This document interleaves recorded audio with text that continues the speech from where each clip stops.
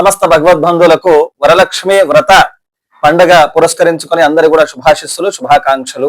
నేడు స్థానిక శాసనసభ్యులు పట్లోళ్ల అనుపమ సంజీవరెడ్డి పుణ్య దంపతుల స్వగృహమునందు అత్యంత వైభవపేతంగా ఈ యొక్క వరలక్ష్మి వ్రతాన్ని నిర్వహించడం జరిగింది. వాళ్ళ పక్షాన అలాగే సనాతన హైందవ ధర్మంలో ఉన్నటువంటి వారందరికీ కూడా పండగ శుభాశిస్సులు. అలాగే ఈ పండుగ గురించి మనం చిన్నగా తెలుసుకునే ప్రయత్నం చేద్దాము. సాక్షాత్తు పరమేశ్వరుడు అమ్మవారికి చెప్పినటువంటి ఈ వ్రతము వరదాలక్ష్మి వ్రతం. కాలక్రమేణా ఇది వరలక్ష్మిగా రూపాంతరం చెందింది. చారుమతి అనేటువంటి ఒక బ్రాహ్మణ స్త్రీ యొక్క గొప్ప వ్రత కల్పమే ఈ వరలక్ష్మి వ్రతం. శ్రావణ మాసంలో పౌర్ణిమ ముందు వచ్చేటటువంటి శుక్రవారం నాడు ఆచరించాలి అన్నది శాస్త్ర సమ్మతం. కాబట్టి ఈ యొక్క వ్రతాన్ని అందరూ కూడా సర్వ సౌభాగ్యాల గురించి పండుగను చేస్తూ అమ్మవారి కృపకు పాత్రలు కావాలని కోరుతూ ఉన్నాం.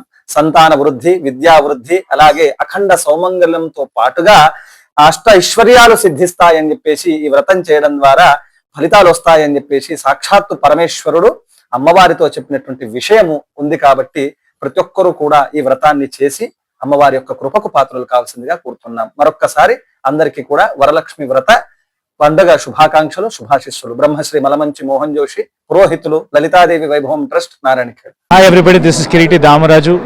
Like, share and subscribe to Saira TV. Oh Saira!